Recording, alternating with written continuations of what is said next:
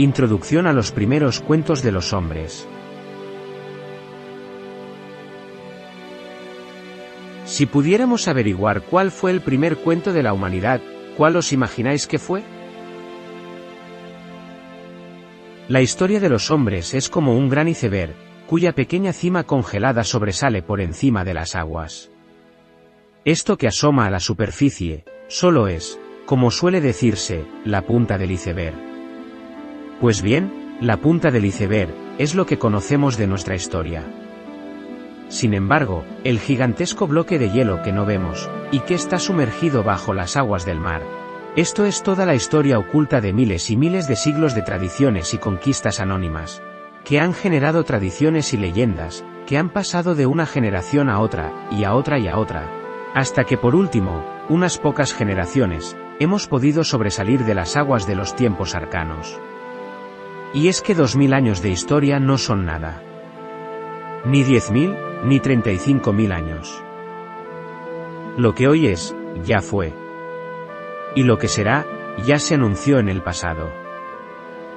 Seguramente, estos primeros cuentos contenían enseñanzas esenciales para la vida de estas comunidades de hombres pretéritos, que sentados alrededor de una buena hoguera, se relajaban y se regalaban unos a otros bellas historias de enseñanzas de sus mayores, y que les ayudaban a comprender tanto el vasto mundo que les rodeaba, como la enrevesada naturaleza humana.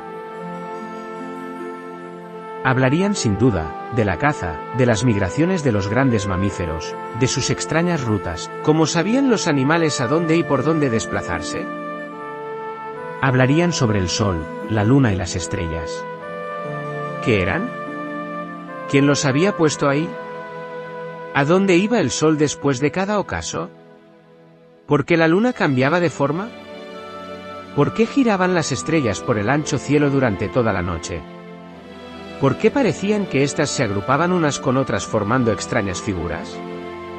¿Por qué había estrellas que brillaban más y otras menos? ¿Y por qué había una estrella que siempre estaba fija en el cielo? O también pensarían, ¿por qué se sucedían los ciclos de las estaciones? ¿Se podrían predecir las lluvias? ¿Y las sequías? Seguramente, hablarían también estos hombres, sobre la enfermedad, la vejez y la muerte. Por eso, los más ancianos, hombres o mujeres, eran los más respetados, porque eran los que habían escuchado más relatos que el resto. Sabían más misterios. Y para explicar todo esto no utilizaban complejos tratados científicos, sino que utilizaban los cuentos.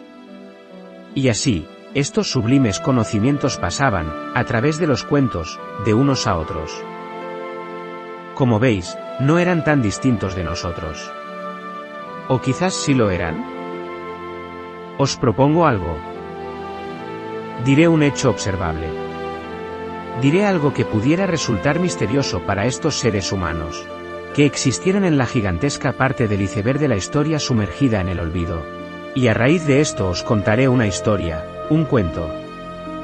Un cuento posible de cómo se explicaban estos fenómenos a través de los cuentos. Quizás, es posible que a día de hoy, algún cuento de estos, tan antiguo, haya llegado hasta nuestro presente.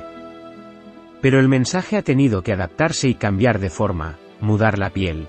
Y a través de sus numerosas capas es posible que haya llegado camuflado hasta tus oídos.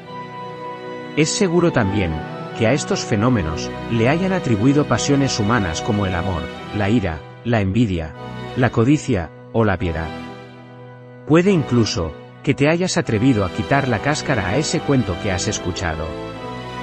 Y a lo mejor, esa pulpa, ese fruto desnudo de su envoltorio, como si de una almendra se tratase, ha conseguido llegar hasta el corazón, donde has podido saborear lo mismo, la misma verdad que nuestros antepasados, cuando veían las estrellas, los animales o a un familiar muerto.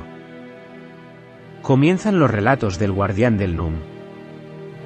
Cuentos, leyendas y profecías para entender la vida. El primer cuento de los hombres.